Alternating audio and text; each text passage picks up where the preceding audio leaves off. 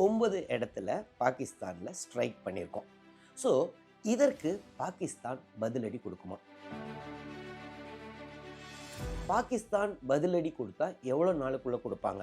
இது வந்துட்டு முழு வார் ஆகுமா? இந்தியா பாகிஸ்தான் போராக வாய்ப்பு இருக்கா?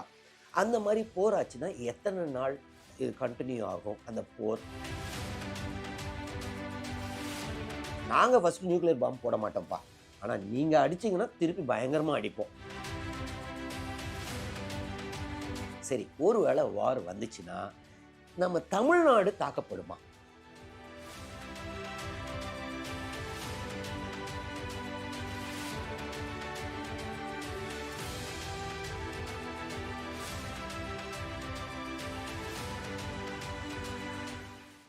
வணக்கம் இஸ்ரேல் ஜபசை.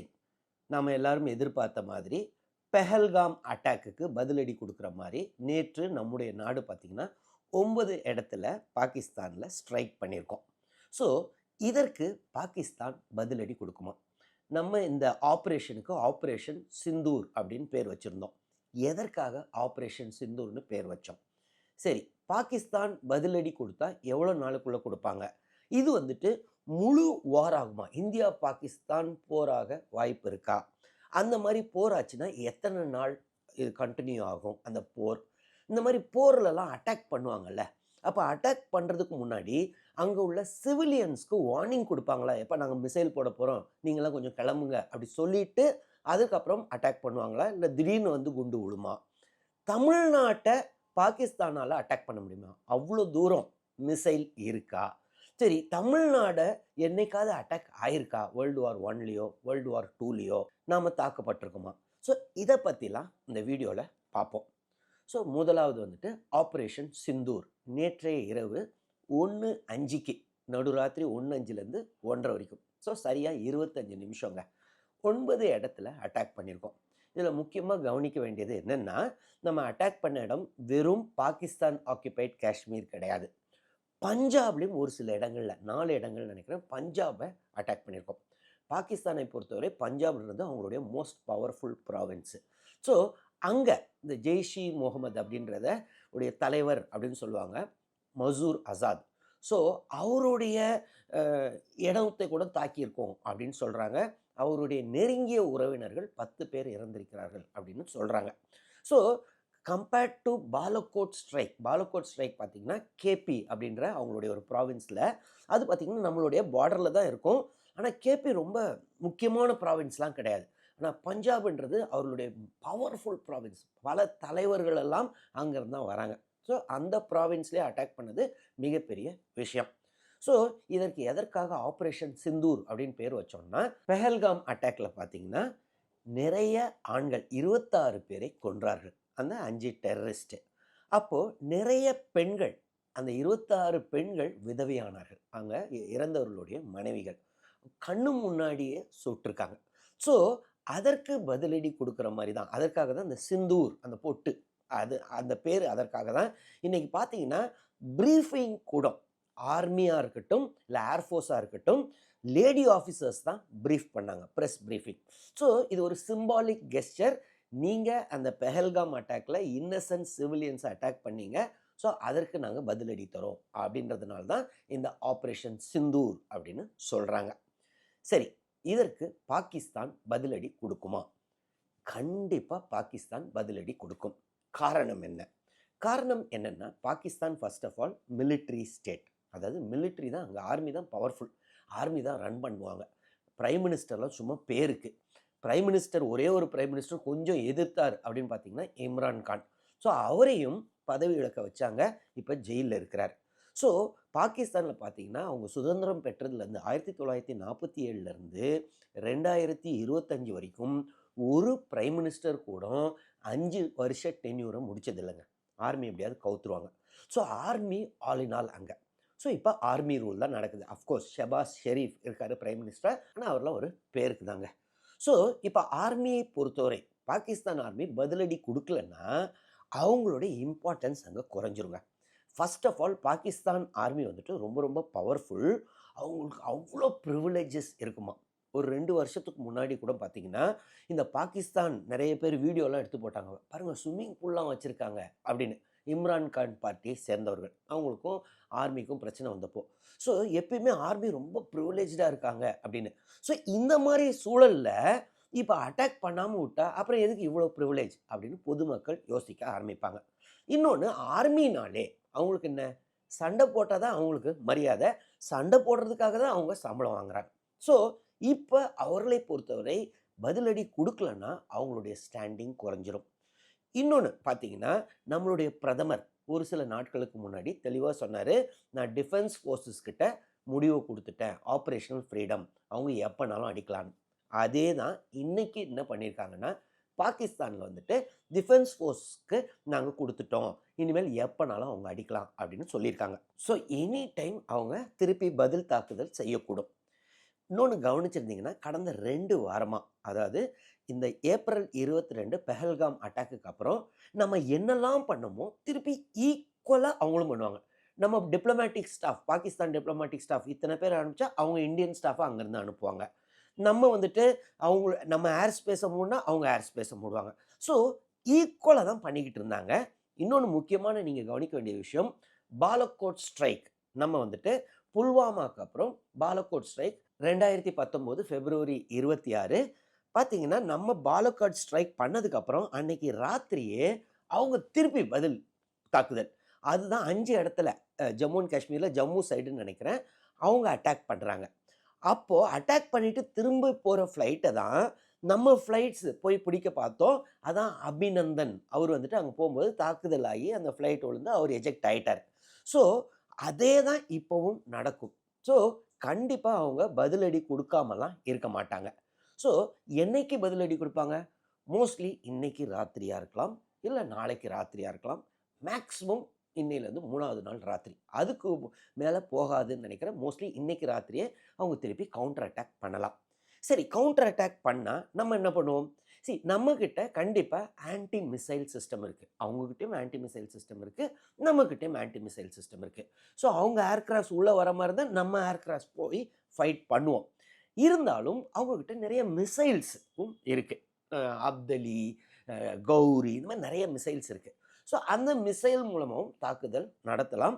எவ்வளோ இடத்த தாக்குவாங்க? மோஸ்ட்லி நம்ம இப்போ 9 இடத்துல தாக்கியிருக்கோம் அப்படின்னு சொல்கிறோம்ல, அதே மாதிரி அவங்களும் 9 இடம் தாக்குவாங்கங்க. அட்லீஸ்ட் அந்த நம்பரை சொல்லுவாங்க, நாங்கள் 9 இடத்த தாக்கணும் அப்படின்னு சொல்லுவாங்க. ஏன்னா அவங்க டொமஸ்டிக் கன்சம்ஷன், அவங்க மக்கள் இல்லைன்னா ஏற்றுக்க மாட்டாங்கல்ல. ஸோ கண்டிப்பாக அவர்களும் 9 இடத்தில் தாக்க வாய்ப்பு இருக்குது. சரி, வெறும் காஷ்மீர் சைடு மட்டும் அட்டாக் பண்ணுவாங்களா? மற்ற ஏதாவது ஸ்டேட்ஸ் அட்டாக் பண்ணுவாங்களா? நம்ம பாகிஸ்தானுடைய பார்டரிங் ஸ்டேட்ஸ் பார்த்தீங்கன்னா, ஒன்று குஜராத்து, இன்னொன்று பஞ்சாபு, 3வது ராஜஸ்தான், 4வது ஜம்மு அண்ட் காஷ்மீருங்க. ஸோ என்னை பொறுத்தவரை மெயின் தாக்குதல் வந்துட்டு ஜம்மு அண்ட் காஷ்மீரில் ஜம்மு சைடு இருக்க வாய்ப்பு ஜாஸ்தி. அது இல்லாமல் கண்டிப்பாக வாய்ப்புகள் அதிகம் இன்னொரு இடத்தையும் ராஜஸ்தானாக இருக்கலாம். ஏன்னா ராஜஸ்தான்னா ஒரு டெசர்ட் ஏரியா இருக்குது. ஸோ அங்கே ஒரு தாக்குதல். ஏன்னா நம்ம வந்துட்டு வெறும் காஷ்மீரை மட்டும் தாக்கலை, அதாவது பாகிஸ்தான் ஆக்கியபைட் காஷ்மீரை மட்டும் தாக்கலை, நம்ம என்ன பண்ணியிருக்கோம், பஞ்சாப், அவங்க பவர்ஃபுல் ப்ராவின்ஸை நம்ம தாக்கியிருக்கோம். ஸோ ஆட்டோமேட்டிக்காக அவங்களும் கண்டிப்பாக ஏதோ ஒன்று தாக்கணும். அதே சமயத்தில் எஸ்கலேட் ஆகக்கூடாது அப்படின்னு நினச்சாங்கன்னா நம்ம சைடு உள்ள பஞ்சாபோ குஜராத்தையோ தாக்காமல் மோஸ்ட்லி இந்த ராஜஸ்தான் மாதிரி ஏரியாவில் டெசர்ட்ஸில் இது பண்ணிட்டா ஒரு மிசைல் போய் விழுந்துருச்சுன்னா பெரிய சிவிலியன் கேஷுவாலிட்டிஸ் இருக்காது. அதே சமயத்தில் அவங்க கணக்குக்கு தாக்கிட்டோம் அப்படின்னு. ஸோ வாய்ப்புகள் அதிகம்.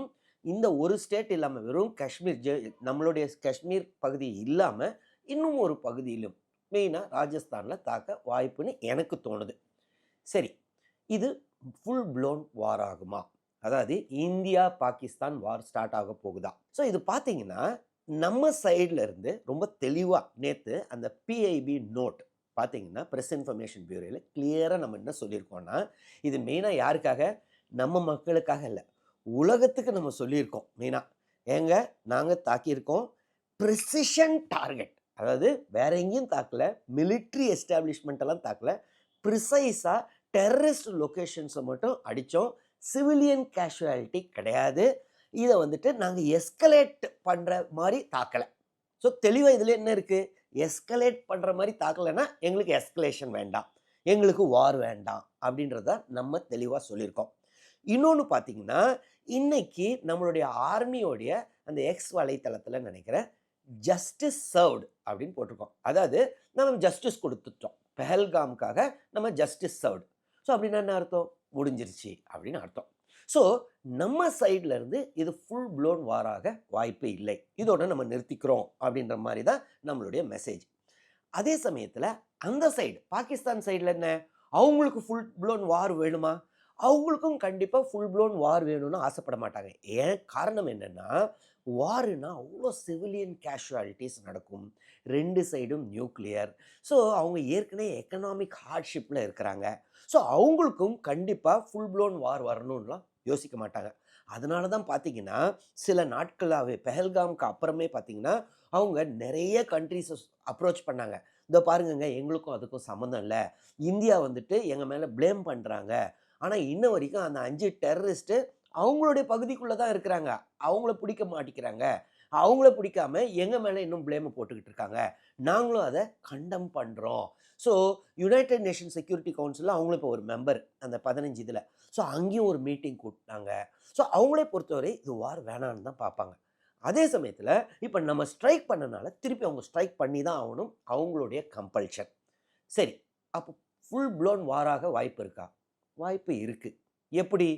ஒருவேள இந்த மாரி ப்ரிசைஸாலாம் வந்து உழாதுங்க மிசைல். எங்கேயோ ஒரு டார்கெட் பண்ணும்போது, திடீர்னு பக்கத்துல வந்து உழலாம். அங்க சிவிலியன்ஸ் இருக்காங்கன்னு வைங்களேன். அப்போ கேஷுவாலிட்டீஸ் வந்துருச்சுன்னா, இந்தியா திருப்பி அடிச்சு தானே ஆவணும். நம்ம சைடு பிரஷர் வந்துரும்ல, பொலிட்டிக்கல் பிரஷர் வரும்ல. ஸோ அப்படின்னா அவங்க திருப்பி பிரஷர். ஸோ இது பார்த்தீங்கன்னா, கட கட கடன்னு திடீர்னு பெருசாயிரலாம். ஸோ அவங்க இன்னைக்கு திருப்பி அட்டாக் பண்றதோ, இன்னைக்கோ நாளைக்கோ எப்ப அட்டாக் பண்றாங்களோ, அதுவும் ரொம்ப ப்ரிசைஸா, மெஷர்டா இருந்துச்சுன்னா பிரச்சனை இல்ல. ஆனா 2 வருஷத்துக்கு முன்னாடி 2022ல பார்த்தீங்கன்னா, மார்ச் மாசம் நம்மளுடைய மிசைல் ஒண்ணு ஆக்சிடென்டலா அப்ப வார்லாம் கிடையாதுங்க. ஆக்சிடென்டலா இங்கேருந்து பாகிஸ்தானுக்குள்ள போயிடுச்சு. உள்ள அது அங்க போய் எத்தனையோ கிலோமீட்டர் தள்ளி உழுந்துச்சு பாகிஸ்தானுக்குள்ள. அப்ப இம்ரான் கான் தான் பிரதமரு. ஸோ அவரு எப்படி ரெஸ்பாண்ட் பண்ணாருன்னா, நம்ம உடனடியா சொல்லிட்டோம். இது ஆக்சிடென்டல் ஃபயரிங் அப்படின்னு.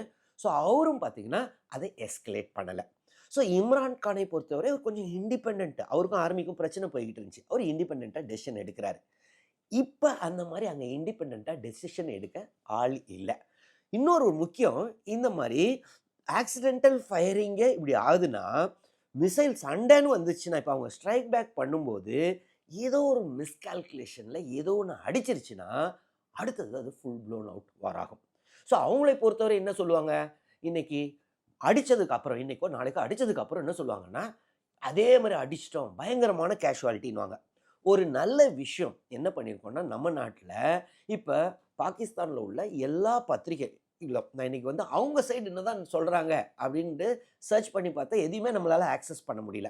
ஸோ அவங்க டொமஸ்டிக் கம்பல்ஷனுக்கு அவங்க சொல்லிக்கிட்டோம். ஆமா அடிச்சிட்டோம், இந்தியாவ அடிச்சிட்டோம், அடிச்சிட்டோம்ன்னு. நம்ம சைடும் நம்மளுடைய மீடியாவா இருக்கட்டும், சோசியல் மீடியாவா இருக்கட்டும், திருப்பி இத எஸ்கலேட் பண்ணாம பார்த்துக்கணும். ஏன்னா வார்ன்னு வந்துருச்சுன்னா, வார் வந்துட்டு பாம்ப்ஸ்க்கு குழந்தைகள தெரியாது. எல்லாம் வெறும் ஆர்மி மட்டும் தான் அந்த மிசைல் போய் அடிக்கணும்லாம் கிடையாது. மிசைல்ன்றது அவ்வளோதான். அது குழந்தைகள் எத்தனையோ பேர் இழப்பு. எத்தனையோ பேர் பெற்றோரை இழப்பார்கள், குழந்தைகளை இழப்பார்கள், கை, கால் போகும். ஸோ வார்ன்றது ரொம்ப டேஞ்சரஸான விஷயம். ஸோ நம்ம சைடு பார்த்தீங்கன்னா, இப்ப சிவிலியன் கண்ட்ரோல் ஒரு நல்ல விஷயம். ஸோ நம்ம வந்து ஒரு கவர்ன்மெண்ட் நம்ம பிரதமர் தான் முடிவு எடுப்பார். ஸோ அந்த மாரி டைம்ல நம்ம இன்னும் கொஞ்சம் ஏன்னா நம்ம ஃபர்ஸ்ட் ஸ்ட்ரைக் பண்ணிட்டோம். ஸோ அவங்க ஸ்ட்ரைக் பண்ணதுக்கு அப்புறம் இதோட நிறுத்திட்டா ஃபுல் ப்ளோன் இண்டோ பாகிஸ்தான் வாரா ஆகாது. ஸோ அதோட முடிஞ்சிரும். ஆனா ஒருவேளை சின்ன மிஸ்கால்குலேஷன் எங்கேயாவது ஆயிருச்சுன்னா, கண்டிப்பா பெரிய வார் ஆகும். சரி பெரிய வார் ஆச்சுன்னா, நியூக்ளியர் வார் ஆகுமா? நியூக்ளியர் வார் வந்துட்டு இந்தியாவை பொறுத்தவரை உலகத்திலே 2 கண்ட்ரிங்க. No first use principle. அதாவது நாங்க ஃபர்ஸ்ட் நியூக்ளியர் பாம்பு போட மாட்டோம்ப்பா. ஆனா நீங்க அடிச்சீங்கன்னா திருப்பி பயங்கரமா அடிப்போம். இந்த நோ ஃபர்ஸ்ட் நியூக்ளியர் அமெரிக்கா கூட சொல்லல. சைனாவும், இந்தியாவும் மட்டும் தான் நாங்க ஃபர்ஸ்ட் நியூக்ளியர் பாம்பு போட மாட்டோம் அப்படின்னு அந்த பிரின்சிபல வச்சிருக்கோம். பாகிஸ்தானை பொறுத்தவரை இல்ல. அவங்களுக்கு அந்த பிரின்சிபல் கிடையாது. ஸோ அவங்க வேணா அடிக்கலாம். ஆனா ஒருவேளை நியூக்ளியர் வார் ஆச்சுன்னு வைங்களேன், மினிமம் சின்னதா 2 கண்ட்ரிக்கும் நியூக்ளியர் வந்தாலும், மினிமம் 2,00,00,000 மக்கள் இறப்பார்கள் அப்படின்னு சொல்றாங்க. பெரிய நியூக்ளியர் வார் ஆச்சுன்னா, உலகத்தில் ஏகப்பட்ட எஃபெக்ட் இருக்கும். எல்லா இடத்துலையுமே பாவர்ட்டி, ஏன்னா அக்ரிகல்ச்சர்லாம் அஃபெக்ட் ஆகுமா அந்த நியூக்ளியர் க்ளவுடு அதெல்லாம் சொல்கிறாங்க. ஸோ மற்ற நாடுகள் கண்டிப்பாக பாகிஸ்தானை தொலைச்சி கட்டிடுவாங்க. ஸோ பாகிஸ்தானும் அவ்வளோ லேஸ்லலாம், ஏன்னா போன வாரமோ என்னமோ அவங்கள ஒரு மினிஸ்டர் வந்துட்டு நாங்கள் ரெடிமேடாக வச்சுருக்கோம், இத்தனை நியூக்ளியர் ஹெட்ஸ் இந்தியாவை டார்கெட் பண்ணி ரெடியாக இருக்குன்னாங்க. ஆனால் அவ்வளோ லேஸ்லலாம் யூஸ் பண்ண மாட்டாங்க. ஏன்னா பயங்கர ப்ரெஷர் வரும். அவங்க யூஸ் பண்ணால் நம்மளும் கண்டிப்பாக திருப்பி யூஸ் பண்ணுவோம். இது மிகப்பெரிய பிரச்சனையாக வாய்ப்பு இருக்குது. அதே சமயத்தில் எப்போ யூஸ் பண்ணலாம்? ஒருவேளை இது ஃபுல் ப்ளோன் வார் ஆகி பல நாட்களாக வார் போச்சுன்னா, ஒரு கட்டத்தில் அவங்களுடைய ஏரியாவெல்லாம் இழக்கிறோம் அப்படின்னா, எப்பா இதுக்கு மேலே வேறு வழியில் நியூக்ளியரை யூஸ் பண்ணிடலான்னு அந்த முடிவுக்கு வரக்கூடும், அந்த வார் எக்ஸ்டெண்ட் ஆச்சுன்னா. சரி, ஒருவேளை இந்தியா பாகிஸ்தான் வார் வந்துச்சுன்னா எத்தனை நாள் போகுங்க? சி 1965 வார், இந்தியா பாகிஸ்தான் வார் பார்த்திங்கன்னா ஏறக்குறைய 1.5 மாதங்கிட்ட போச்சுங்க. 1971 வார் பார்த்திங்கன்னா டிசம்பரில், அதை ஈஸ்ட் பாகிஸ்தான் லிபரேஷன், அதை பங்களாதேஷ் உருவாச்ச 13 நாள் தான். ஸோ அது ஏன் 13 நாள்? காரணம் என்னென்னா, இந்தியா வந்துட்டு பாகிஸ்தானை east Pakistan west Pakistan isolate பண்ணிட்டோம். இந்திரா அம்மையார் அப்போ இதாக இருந்தாங்க, பிரதமராக இருந்தாங்க. ஜென்ரல் மனேக்ஷா தான் ஆர்மியோடைய ஜென்ரல். ஸோ வெஸ்ட் பாகிஸ்தான் அந்த சைடு அட்டாக் பண்ணிக்கிட்டே இருக்கோம், லாகூர் வரைக்கும் நம்ம பிடிச்சிட்டோம். இந்த சைடு ஈஸ்ட் பாகிஸ்தான். ஸோ அவங்களால அங்கேருந்து இங்கே சப்ளைஸை கொண்டு வர முடியல. ஸோ அதனால தான் 13 நாளில் அவங்க சரண்டர் ஆகிட்டாங்க. இன்னொன்று, அப்போ பார்த்தீங்கன்னா இங்கே லோக்கல் பாப்புலேஷன் பயங்கரமான சப்போர்ட்டு நம்ம இந்தியாவுக்கு. ஸோ இதெல்லாம் தான் ரீசன்ஸ்.